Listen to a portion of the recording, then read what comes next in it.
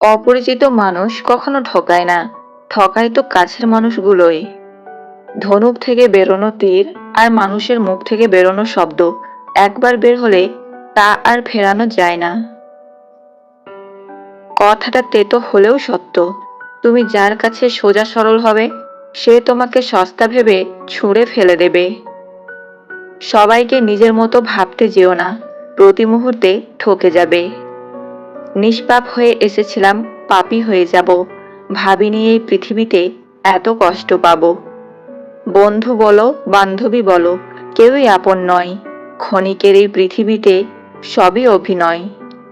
কখনো কারো সামনে নিজের সততা, ভালো হওয়ার কথা বলতে যাবেন না। কেননা আপনার প্রতি যার বিশ্বাস আছে, তার কাছে তেমনটির প্রয়োজনই নেই। আর যার আপনার প্রতি বিশ্বাস নেই, সে কখনোই এটা বিশ্বাস করবে না কেউ আপনার না। এইটা মাথায় রাখলেই অনেক কিছুই সহজ হয়ে যাবে। চাপ কম লাগবে, নিজেকে ফ্রি মনে হবে। যতটুকু পাবেন মনে করবেন বোনাস।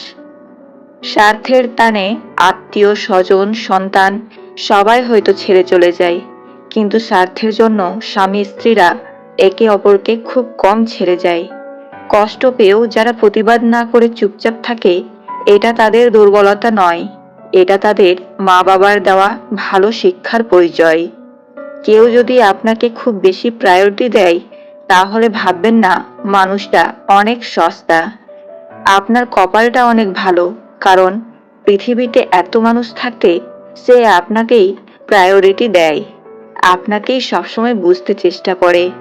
আপনার কাছে এই অতিরিক্ত প্রায়োরিটিটা অনেক সময় বিরক্তির কারণ মনে হয়।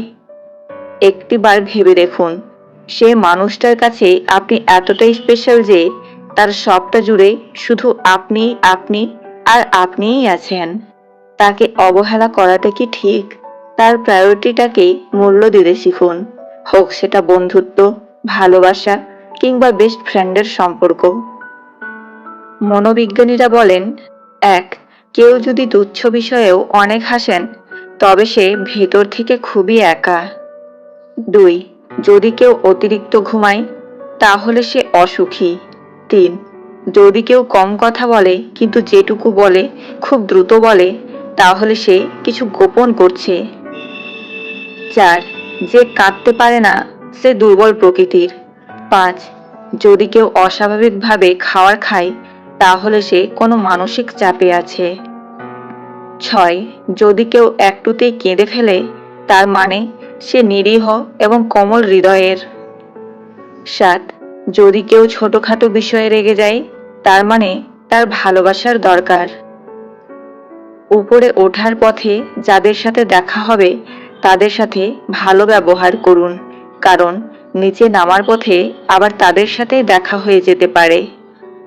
কিছু ভুল যদি আপনাকে শিখতে সাহায্য করে, তবে কিছু আঘাত অবশ্যই বদলাতেও বাধ্য করে।